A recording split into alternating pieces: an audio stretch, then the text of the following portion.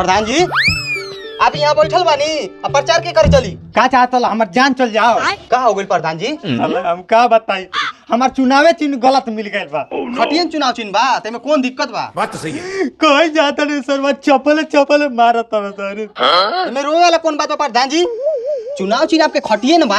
अच्छा। हम आपके प्रचार कराएम चली देखी कोनो दिक्कत नहीं होई। हमको सिखा दिया चल कोनो दिक्कत ना होई। हमारे रहते कोनो दिक्कत नहीं होई। आप चली पहले भौजी से वोट मांग के देखो। रुको जरा भौजी सबर करो। जी भौजी हमार चुनाव चिन्ह याद बा न?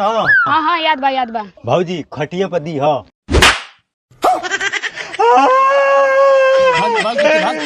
साला ऐसे कतरन ने गलत चुनाव चिन्ह मिल गइल बा। अबे साले एक गाढ़ा दूध ले लो गाढ़ा। एक गाढ़ा दूध ले लो गाढ़ा। गाढ़ा ई गाढ़ा कौन दूध आ गेल भैया? जानते नहीं हो बाबू, जो भैंस का दूध होता है ना वो पतला होता है और जो पाड़ा का दूध होता है वो गाढ़ा होता है। अगर हम करें तो करें क्या, बोले तो बोले क्या।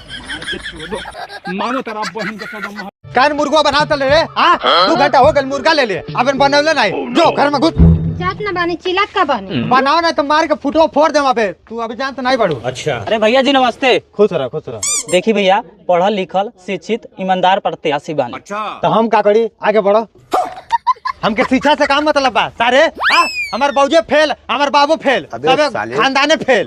नमस्ते। हाँ खुश रह खुश रह। देखिए जी आप हमके वोट दी, आपके क्षेत्र में नया नया योजना दूंगी और विकास करूंगी। डार्लिंग इधर आओ।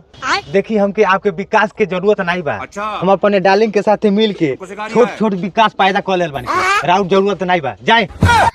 बन गया डार्लिंग खाली बनाओ थोड़ा सीख लिया जाए। जाओ, जाओ, ये जाओ। बड़ी अच्छी बात कही है। अरे गोबरी भैया खुश रह खुश रह। देखो गोबरी भैया ना हम पढ़ल बानी ना लिखल बानी ना शिक्षित बानी ना ईमानदार बानी।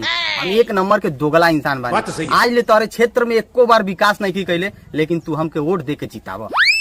जब इतना दोगला इंसान बाड़े तो हम ओटवा का खातिर दे रहे सारे सुना। बस डार्लिंग मान मिल के कितना लेके आओ। क्यों हराइए ना ऐसा खेला। अबे साले हम जीत गए लो समझो पक्का जीत गए। ज्ञानी बाबा